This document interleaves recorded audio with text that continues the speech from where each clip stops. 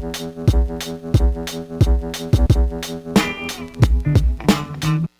I fell into that because older brothers, you're like look up to them. You know, they're your role model. The parents there. He got me one time. The hierarchy. He tricked me into this tuna sandwich thing. He pretty much tricked me into learning how to cook.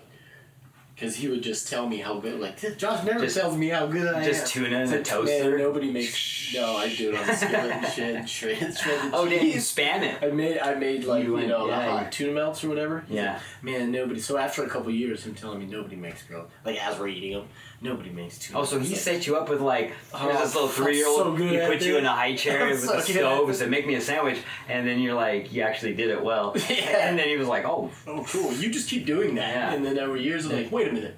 You only say that because I make them. Yeah. I was like, I am now hip to the jig. I'm getting older. Yeah, once people praise you for your sandwich, he's like, I trained him. Yeah, now he's taking clout. Yeah. Yeah, that's funny. Yeah. I'm not a big tuna guy. I'm not either. I wanted to. And then I started getting mercury filled, and I was like, oh, no, man, it's I'm like finally when people liking talk about top ramen and shit. I'm like, no. They're like, oh, it's so good. I'm like, you must have never been poor, because I've eaten that so many different ways that I'm like, I'm not proud of it. And I never want to do that again.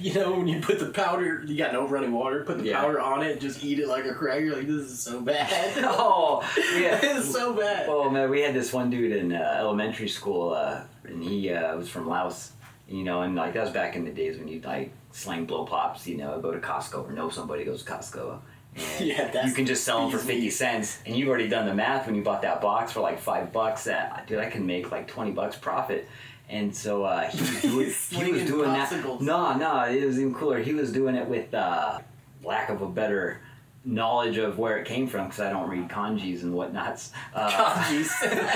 It was an Asian ramen.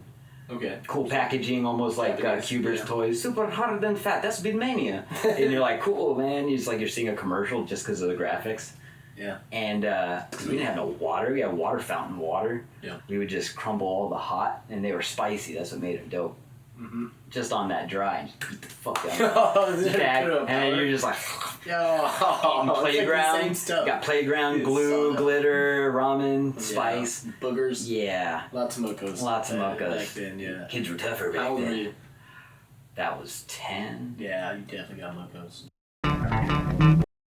You're like, man. Yeah, that's like when it gets cold, flies are all dumb.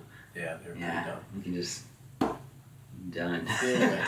And you feel bad too, because they're just like, they probably see it, but their muscles or their little, I don't know, exoskeletons, they'd have ligaments. It's more of a bladder system, right? Of blood flow. Yeah. So it's hydraulic science. Yeah.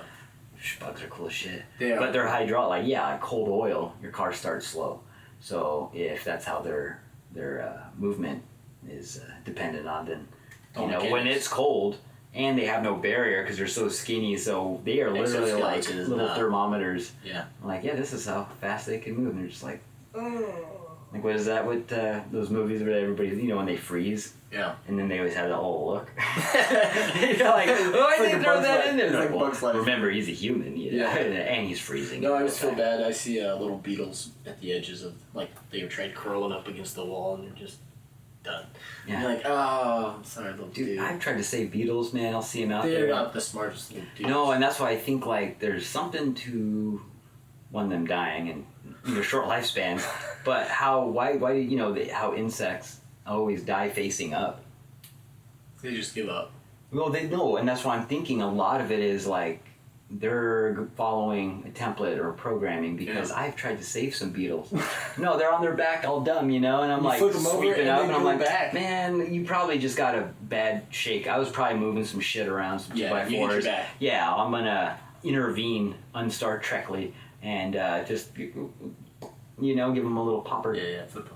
And then I've done that a few times. And they walk around all dumb, and they and I'm like, this thing's trying to die. Yeah, and I'm like, at this point, it's programming. Yeah, maybe it's programming. It's either programming or it has some sort of sense. A programming that tells it sense, or a sense that programs it. You never know what makes them do it. But I was like, okay, hands off, dude. You're done. You're wanting to die. That's when you intervention. That's when you knew intervention should stop. And why face up? It's almost like they?